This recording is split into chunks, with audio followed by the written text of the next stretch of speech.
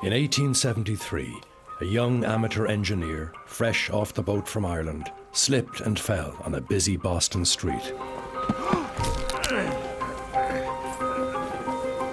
At first glance, it was an unfortunate start to his new life in the United States. However, as he recovered, he began to work on an invention that would change man's relationship with the sea forever.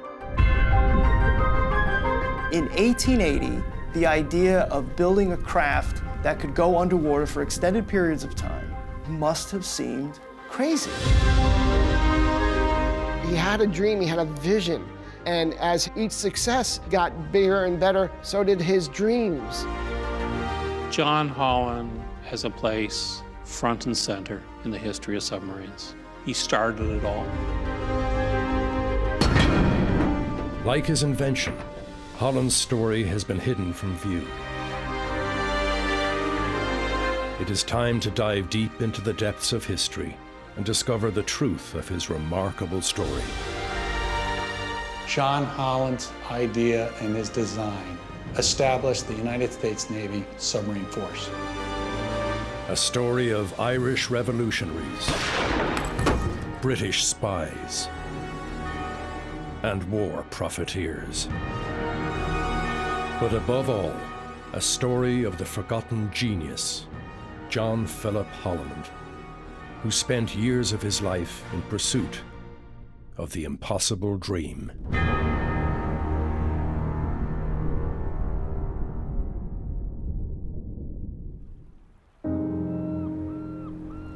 It was here, in the busy waters of New York Harbor, that John Philip Holland tested his first submarines. But this story begins across the Atlantic on the west coast of Ireland, where Holland was born in 1841. John P. Holland's father came to Liscannor first because he was a member of the Coast Guard. John Holland would have been out with his father, and it was part of his brief to go across Liscannor Bay to the other Coast Guard station, which was on the opposite side of the bay.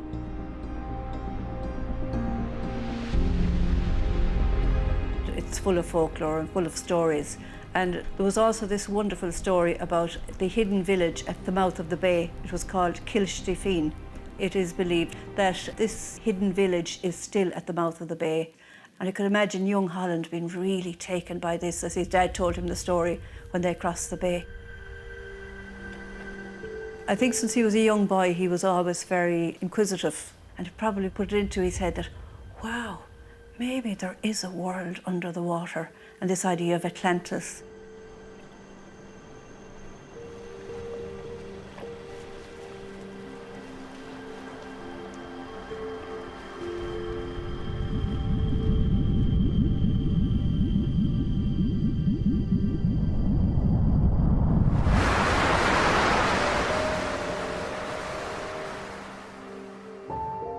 In 1873, Holland arrived in the US. He was 32 years of age, and until that point, he had lived a difficult life. He had grown up during the Irish potato famine, when his brother and a close relative had died. While still a young boy, Holland lost his father, and he dreamed one day of following in his father's footsteps and earning his living upon the sea. He was lucky enough to have studied navigation in the CBS in Ennistimon. As a consequence, he went forward to do the navigation exam. But after passing the exam, the written work, he failed the medical due to his poor eyesight. But even though he was short-sighted, I really think that in his brain, in his mind and in his intellect, he was so far-sighted.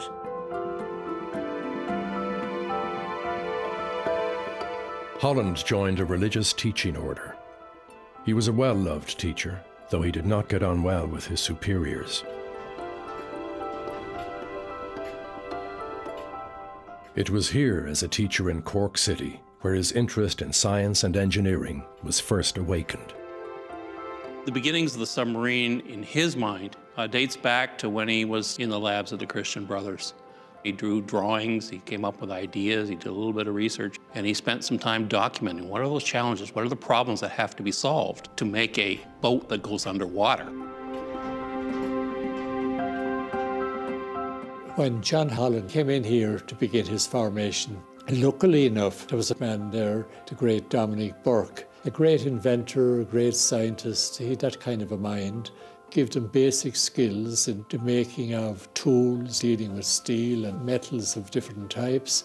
And he had a very willing disciple in John Philip Holland looking at him, doing all of this. Dominic Burke's family, they had a great background in wood carving and so on. And Dominic had carved out the model of a submarine, made it out of wood for John Philip Holland.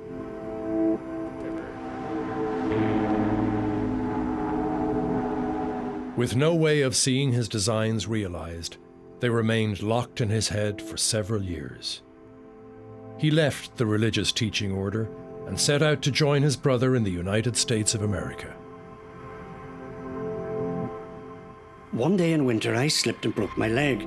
I was laid up for 3 months and needed something to pass the time away. I began to think of my submarine boat. A short time thereafter, following out the ideas thus inspired, I thought it ought to be possible that a boat could be made that would go underwater.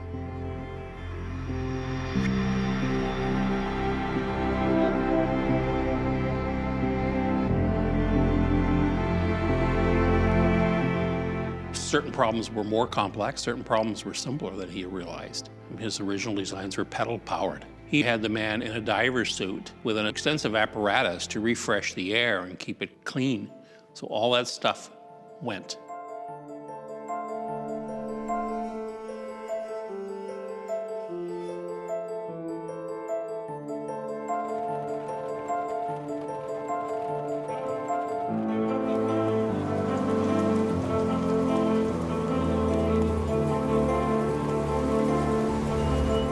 With the fire of his curiosity rekindled, Holland knew that to succeed, he would need access to the latest in technology. In a twist of good fortune, he was offered a teaching job in Paterson, New Jersey. Holland came to Paterson in 1874. Paterson was a city of immigrants. You had the Irish, you had the Italians, you had Polish, you had German. Men, women, children working in a textile industry. You had the locomotive industry. You had 5 locomotive producers. You had the machine shops churning out machinery for the United States and the world. It was an industrial mecca. So for a person that was interested in technology, this was the place to be. And Holland got in on the ground floor. I don't think it's a coincidence that Holland has to come to the United States to see his vision fulfilled. I think he certainly breathes in that can-do spirit of America and meets other Irish Americans who also see America as an opportunity, not just for economic advancement, although there is that, not just for innovation, although there is that too, but also an opportunity to strike back.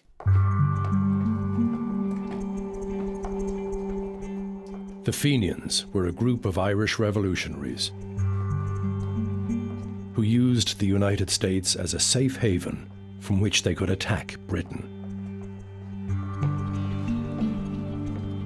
Holland's involvement with the Fenians occurs at a critical time in the Irish American nationalist movement. You have these huge personalities, John Devoy and Jeremiah O'Donovan Rossa. So there's a fund being advertised in the Irish press called the Skirmishing Fund. It's the invention of Jeremiah O'Donovan Rossa, and every week he's announcing that he's going to bring death and destruction to London, so please send your pennies and your dollars, and people do. His brother Michael, his younger brother Michael, was thought to be a member of the Fenians. And he had gotten an invitation to talk to the leaders of the Fenians. What's impressive to me about Holland is that he was able to persuade this hard-headed, pragmatic revolutionary, John Devoy, that this scheme from science fiction could work. then came $4,000 from the skirmishing funds for the submarine. $4,000 was a lot of money considering that all their donations were nickels, dimes, and quarters back then.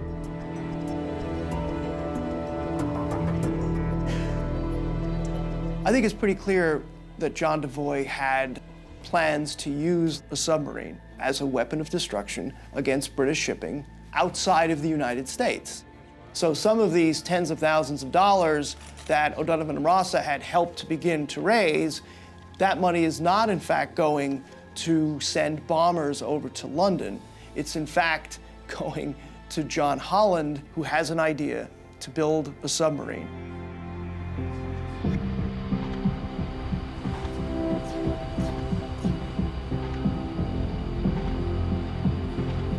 Holland knew that for most people, underwater travel was a complete fantasy.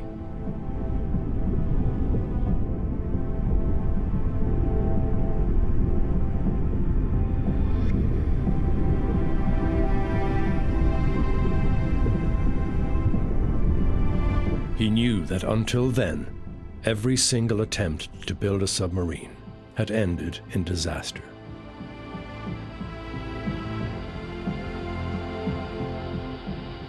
People did die in early submarines. One of the classics is talking about the Hunley, where several crews died in the Hunley. Each time that cylinder was so stuffy, they wanted to operate with the hatches open so they could get some fresh air in. Well, if you're going to travel and the hatch is open and the top of your hatch is only a foot or so above the water, it doesn't take much of a wave, and you take water into the submarine and then you don't come back up again. Testing the submarine would be a matter of life and death, and Holland was determined that he alone would face the consequences. We're standing on the banks of the Passaic River in the same location that John Holland tested his first submarine in 1878. Now, no one has ever done this before, and it's supposed to be this top secret, hush-hush affair. It's nothing but. There are kids and adults coming to see this spectacle. This was something that no one had seen, and they really thought that Holland was kind of off his rocker. So now his submarine was lowered into the Passaic. He had worked out his mathematical equations and accounted for the saltiness or non-saltiness of the river. And he gets the boat into the water, and the boat immediately sinks. Now we have a problem. Fenians are a little upset. The crowd is like, figures, here we go. So they all start walking away. Holland stays. He's persistent. He says, yeah, let's get it out of the water. And he would suffer a lot of failures, but he always found ways of overcoming these failures. The Fenians had a very disappointing response because they had poured all this money, all these nickels and dimes, and I could just see O'Donovan Rossa like wagging his finger at Devoy saying, I told you so, but they didn't give up. And Devoy knew Holland's grit and his determination. He took it out of the Passaic River, raised it, dried it out, figured out that there were a couple of badly riveted rivets, and tried it again.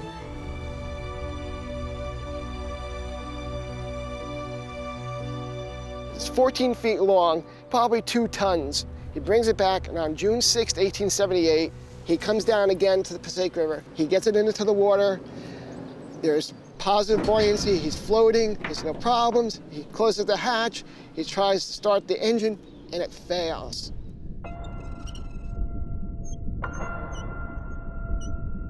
And again, he's not deterred. He hooks up a steam engine on shore. He submerges. There's bubbles. Now you can't see the submarine at all. And he's gone 5 minutes down south on the river here. No one sees him. Everybody assumes he's goner. The submarine is now being talked about as Holland's coffin. And everybody's thinking, all right, the guy's done for. Crazy professor is over. When we look at the Holland I, it is a very small boat. He cannot see what he's doing inside. He cannot move around. And if he doesn't come up quickly, people on the shore began to panic. They figured he was a goner.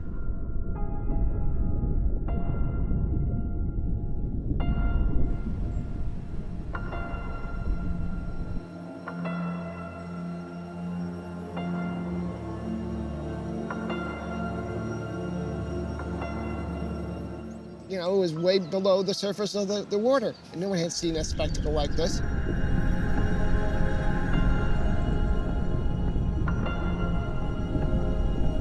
"400 yards later, craft comes up from out of the water, the hatch pops, Holland emerges, and the crowd goes wild. The crowd went wild. The Fenians were ecstatic. You know, Holland proved his principles of submarining would work.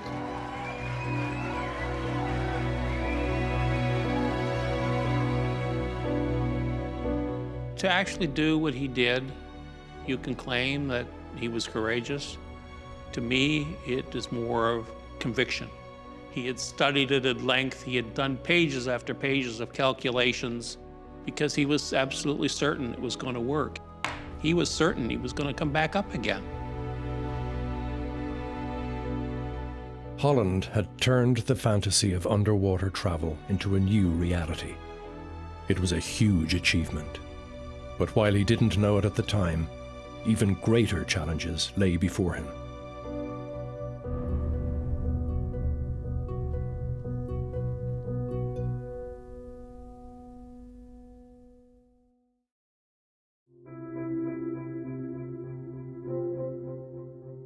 With the Holland I, John Philip Holland proved his worth as a talented inventor and engineer. The submarine survives to this day in the Patterson Museum, New Jersey. This was the first of a series of 6 submarines designed and built by John Holland. It's very basic. It's about 16 feet long, 3 feet wide, 2.5 feet tall.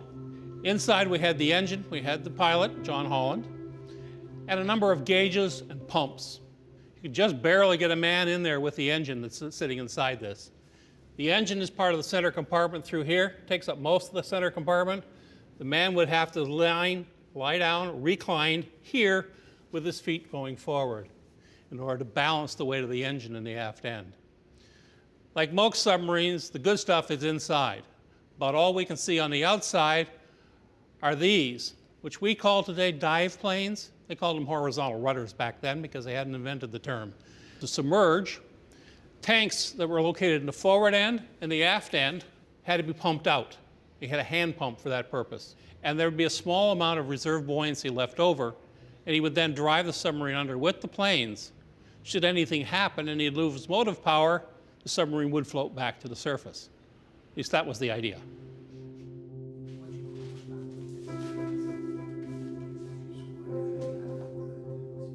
Holland may have built a vessel capable of underwater travel.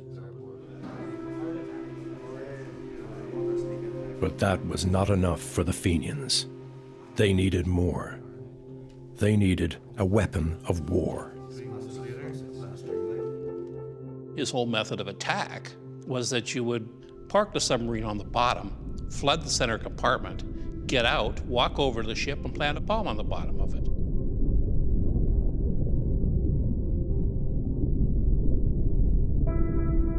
He would then go back to the submarine, pump out the center compartment, and make his escape.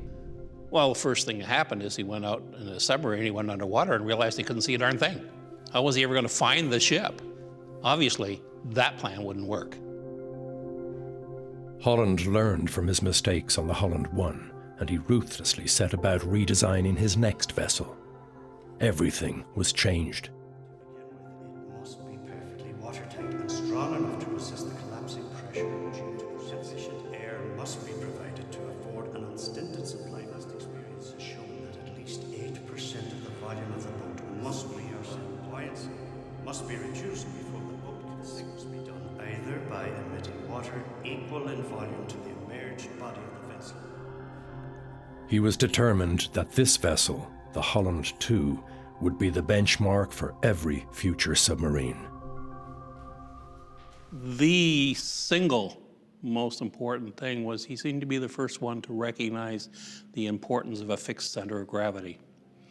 The water sloshing around in tanks had doomed numerous submarines before his, but he realized that couldn't be allowed to move, so his tanks were kept completely full or completely empty so the center of gravity didn't move. And this is what allowed him to dive by tipping the submarine up or down. So that is the key one, because it allowed the porpoise, what they called porpoising, to dive.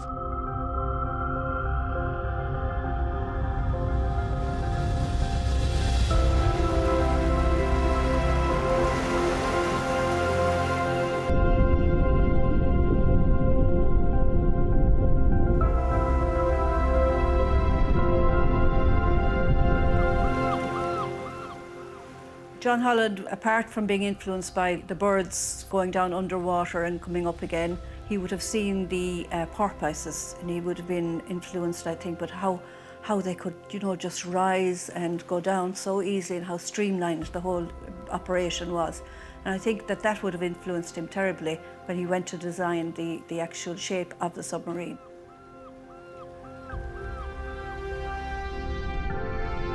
And we actually know from his writings in later life that the actual shape of the porpoise was a huge influence on how he was going to shape his submarines.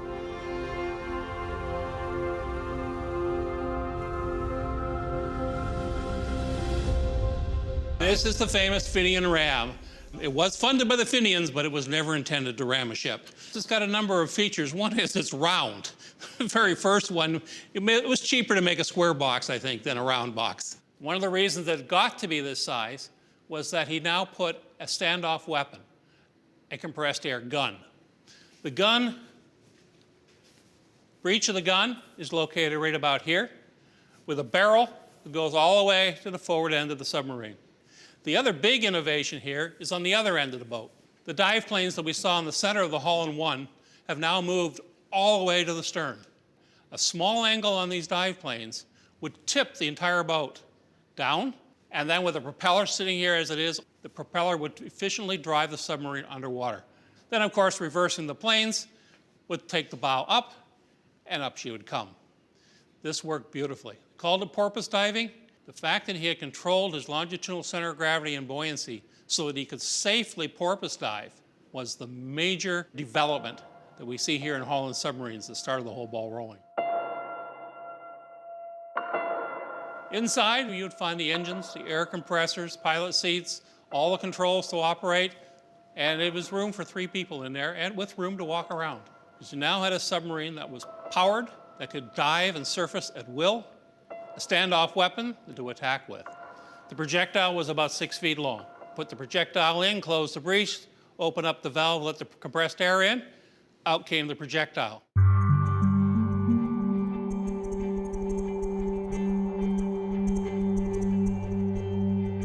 In 20,000 Leagues Under the Sea, Jules Verne gave his Nautilus the power to fire a torpedo and sink any ship at will.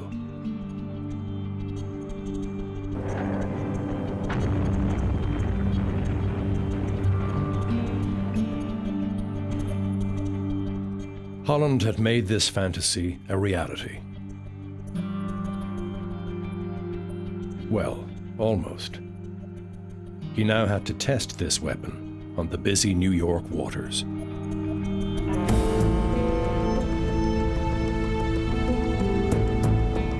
For lots of people whose lives were tough, I don't know that there would have been any better entertainment in New York Harbor than the test of the Fenian Ram. I mean, they could go out and see this thing out of science fiction, submerging and coming back up. There's a story about a ferry boat captain who was in the harbor and the Fenian Ram pops up and he's so frightened that he basically turns the ferry boat around and returns to shore. As you can imagine how frightening this sight must have been.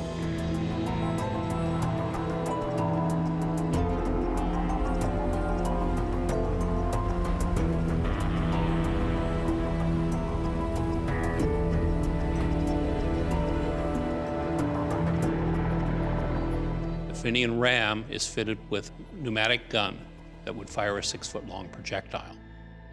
The problem was, the first time they fired it, it buried itself in the mud, and they never found it. The second time, they hit a piling on a dock and scared the living daylights out of a fisherman that was on the other side.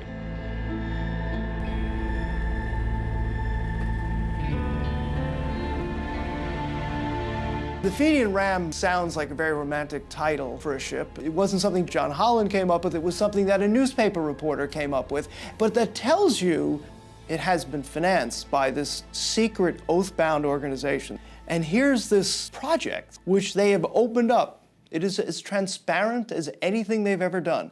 Newspapers are writing about this amazing invention. An alleged Fenian torpedo ram. It could blow up any ship that floats.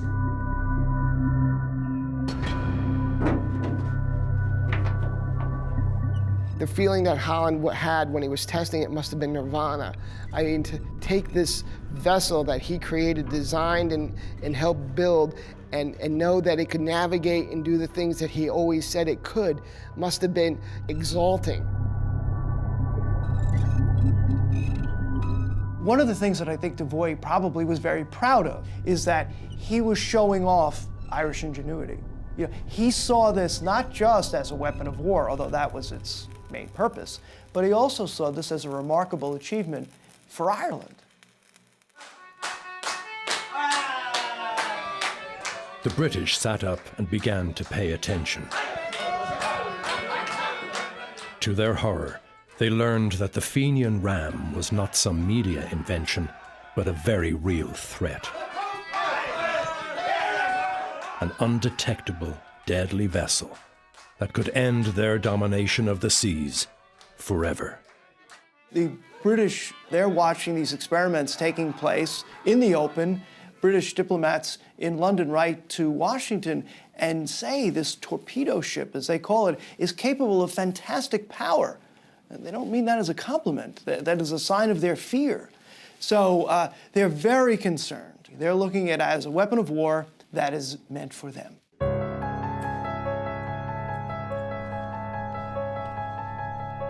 The principal spy for the British was a man known as Henry Le Caron. He was French-Canadian, and he was mostly in Chicago, in Illinois. He was a doctor, so he said.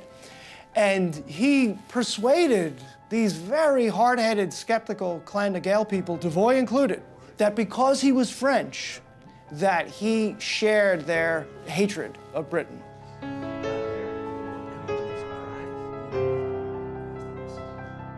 The real weak point was the money. So Devoy had converted the skirmishing fund from this treasury designed to bring war to London to fund the submarine experiments.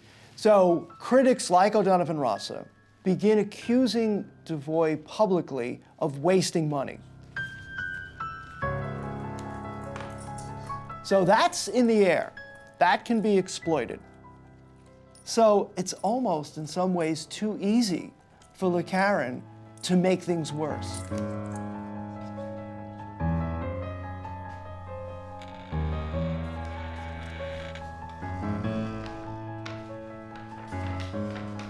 Le Caron was known as the Prince of Spies. His British masters gave him orders to destroy relations between Holland and his financial supporters, the Fenians.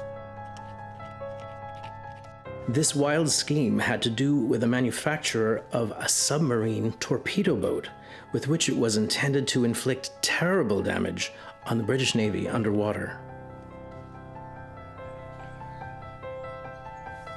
Holland still wanted to continue his invention and his discovery and an expansion of his ideas, because now he went from the 1 to Fenian Ram, boat number 2, to 3, and now he's like on a roll. And he's still in this process of discovery. And the Fenians are like, stop, this is it, this is perfect. We now have the weapon that we need to rid ourselves of the British Navy and get our Irish independence. In Canada, a politician and a former Irish revolutionary named Terence D'Arcy McGee was murdered at around this time. Some years later, a doctor in Chicago was killed in a feud. So in the middle of all of this faction fighting, in the middle of all of this division, in the middle of all this violence is John Holland, who, whatever his political goals may have been, we know that he had one important goal, which was to get his vision, to get his invention funded and operating. I don't think he wanted to be caught in the middle between the Chicago wing of Clan na Gael and the New York wing, between O'Donovan Rossa and Devoy. This was not in the plan. I think as he looked at the level of violent language, he may have thought, if I make a bad decision here, my life could be in danger. As it turned out, It wasn't only Holland's life that was in danger. His life's work was, too.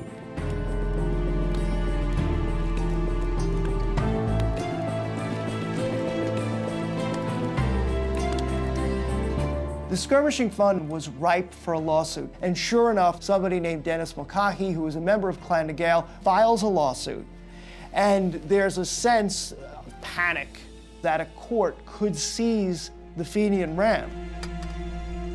A small group of the Fenians went down to the dock where the Fenian Ram and the Holland III were tied up with papers with a forged signature. They showed them to the night watchman. The night watchman granted them access to the boats.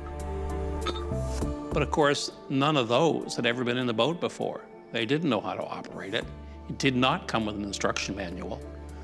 Holland knew how to operate it, but they did not.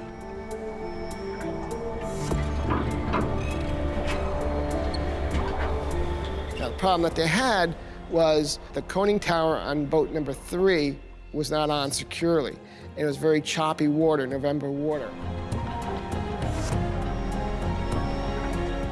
And it filled the submarine and it snapped the tow line.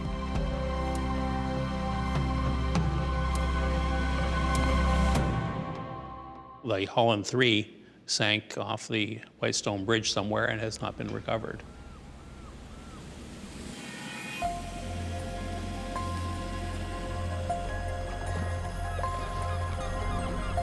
John Holland was furious. He went on some rather long rants about the stupidity of what they had done. It's hard to imagine just how upset he must have been. The horror, the bitterness that he must have felt when he realized that this project that they had been working on literally for years, stolen from him. I received no notice of the contemplated move then, nor was I notified after.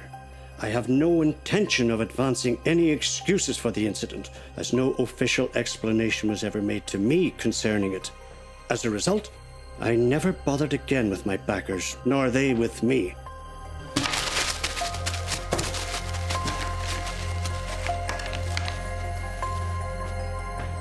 I let her rot in their hands. Saddled with debt and unpaid bills, Holland had no way to raise the money to build another submarine from scratch. His dream now lay in shreds.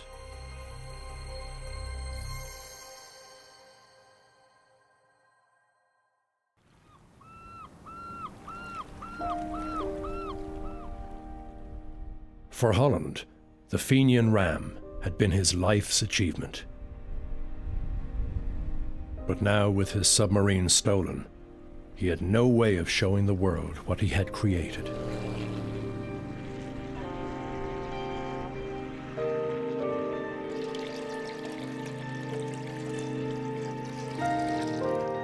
Many years would pass before one last chance would present itself.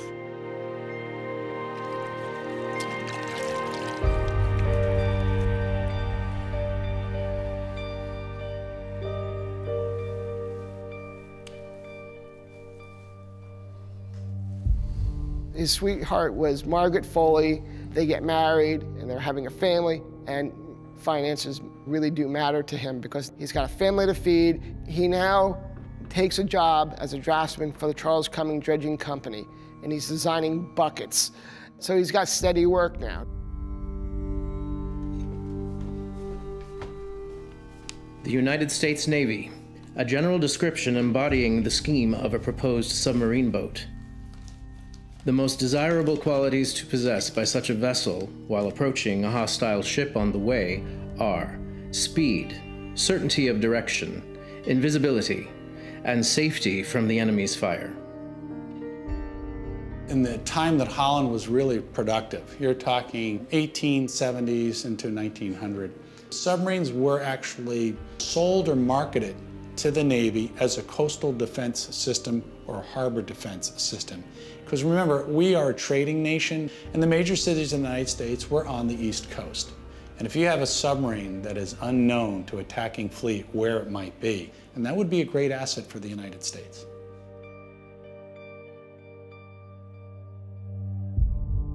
Holland knew he had the technical knowledge to win the competition. But with a family to feed and a steady job to lose, did he still have the will? The problem that many, perhaps most inventors have is money. They've got the ideas, but to turn the ideas into working prototypes takes money. And certainly if you're going to develop something as big as a submarine, it's going to take lots of money.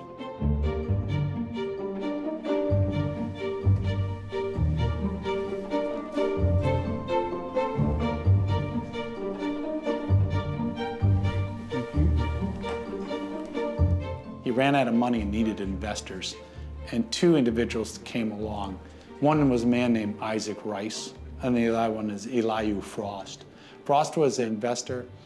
Rice was a successful businessman. They were in business to sell things, and one of them was a Holland submarine to the U.S. Navy. In one sense, it was great because now Holland had money to finally produce and complete the boat in a proper shipyard with guys who were used to building things over periods of years. So you had a superintendent shipbuilding, you had metal workers. They were used to building iron and steel type of boats, which were a great benefit to Holland.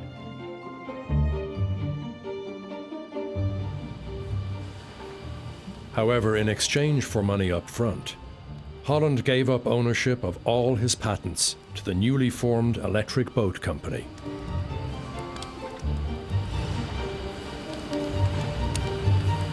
He had more pressing issues to deal with. For although he had won the US Navy competition, he suddenly came under huge pressure to change the fundamentals of his design. The trouble with submarine boats is that naval officers do not want them. They have no quarterdeck to strut upon or rooms to have balls in. They are intended not for pleasure, but for business. We shall know in a few weeks whether our government buys our boat and orders more. There were very powerful people within the Navy. Calling him a crank, somebody whose only background was a school teacher, could actually come up with something that worked when they hadn't. The Navy forced Holland to install a steam engine because this was how they powered their other ships.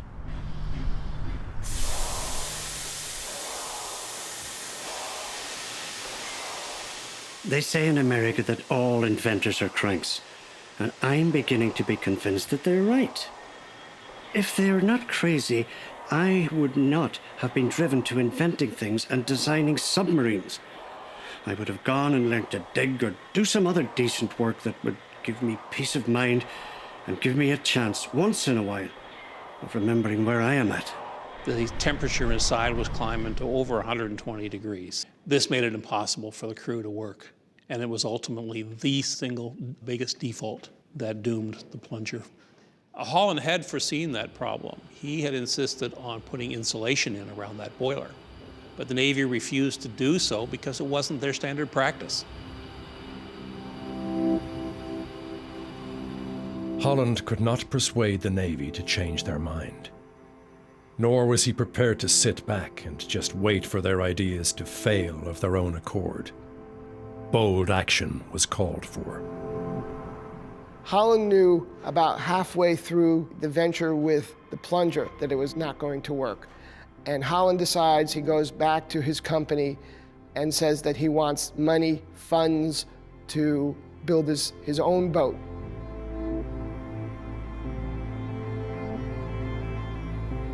It was a huge risk with no guarantees of success.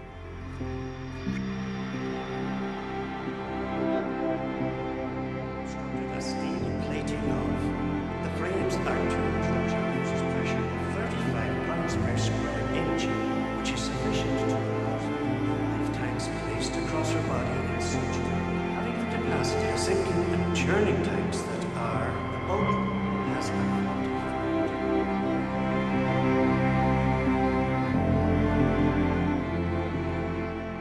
It took a lot of bravery. It took an incredible amount of guts because now he was asking his own company to invest all this money in this idea that he had and the plans that he had to show the Navy, hey, look, your idea is just not going to work.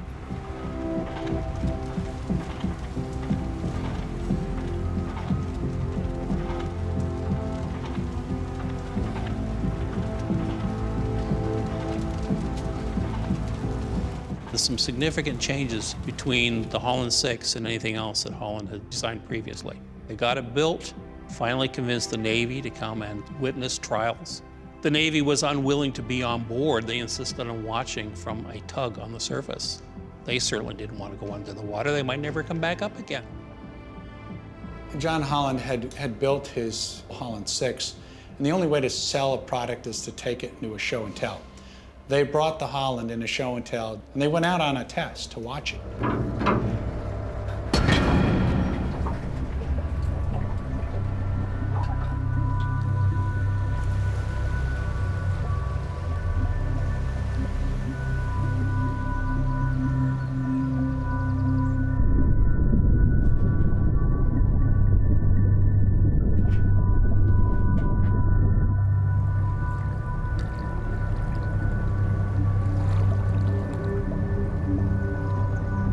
You know, the competition that John Holland got involved with was up against people that were entrenched in steam, ironclad ships, fully iron and steel-made ships with big guns on the top.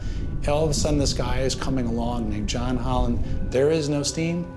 There are no big guns sitting on it.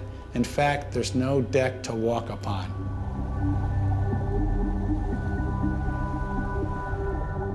To me, it was just a matter of discovery of a person who had the grit and determination and the fortitude not to take no for an answer. He was determined to make his submarine become a reality.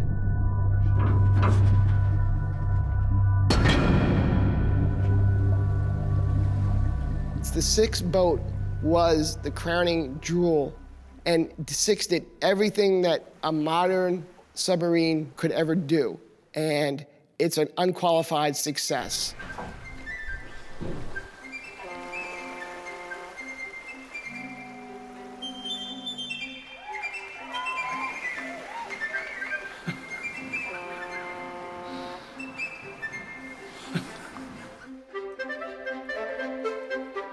Fiction has been outdone.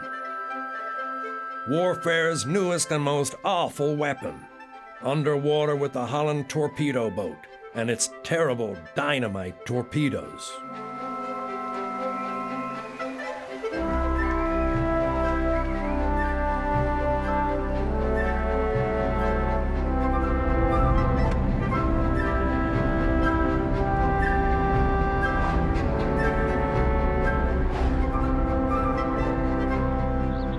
John Holland's idea and his design established the United States Navy submarine force. To this day, Holland is revered by the United States Navy. They consider him the father of the modern submarine. This is the ship's stern plate, cast in solid piece of bronze, the only piece that exists from the boat to this day. The boat was cut up, Bronx, New York in the 1930s and sold for scrap.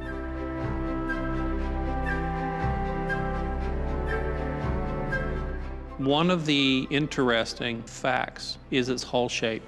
Up until then, every submarine that John Holland had designed had been symmetrical in the hull. The center of buoyancy was very close to the center of the ship. The Holland VI had a major deviation from that. The center of buoyancy was about 30% forward of the center of the ship. That's the shape that was used for all the nuclear submarines, although they've gotten longer and bigger. And it is very much today a key element in the submarine. But it first appeared on the Holland VI. They sold 5 to the Japanese in 1904, 5 to Russia in 1904, and also 1 to the Netherlands. The company was on its way. He then discovers that his submarine is sold to the British. The British inaugurate it as their boat number 1, which is kind of a little weird twist of fate there.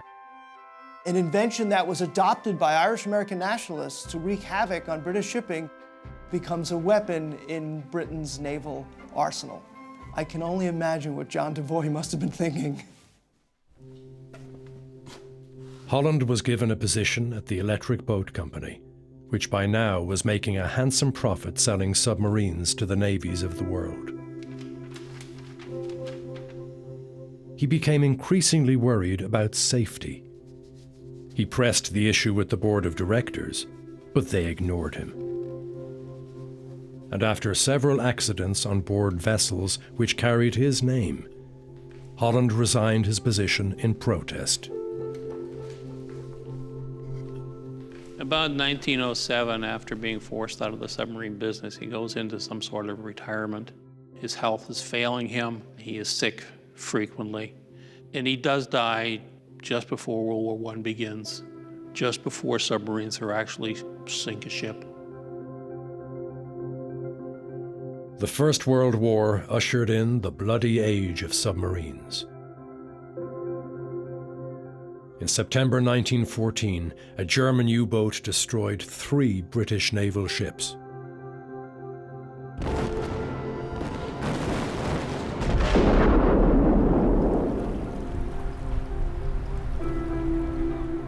The following year, there was another attack off the Cork coast, just 30 miles from the spot where Holland had first conceived of his submarine many years before.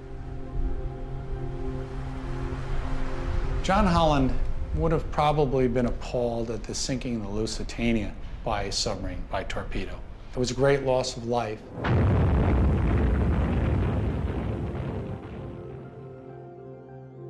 Based on what I've read, I think he had been abhorred by that. You might say it was a good thing he'd passed already and didn't see it. That's certainly not what he had hoped for when he started on his journey to develop the submarine. So I don't think he would have been a very happy man to see what his invention had wrought upon the world.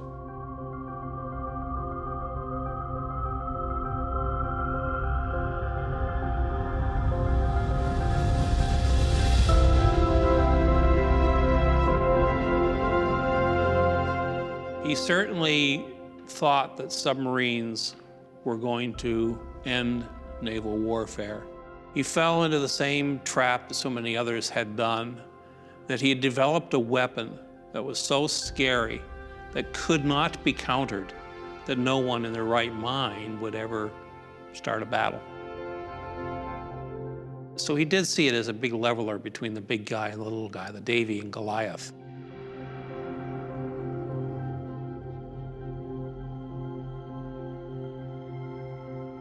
When you think about the train of events here, we have this visionary Irish immigrant, John Holland, who has an idea to build a submarine.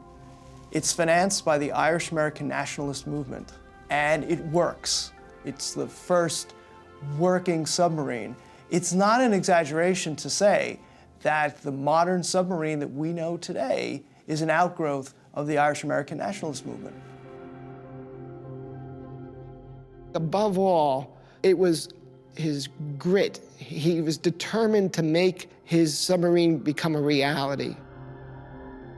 He changed the course of science and technology and warfare and history. And it was all because of this one man from Lisconnor, Ireland.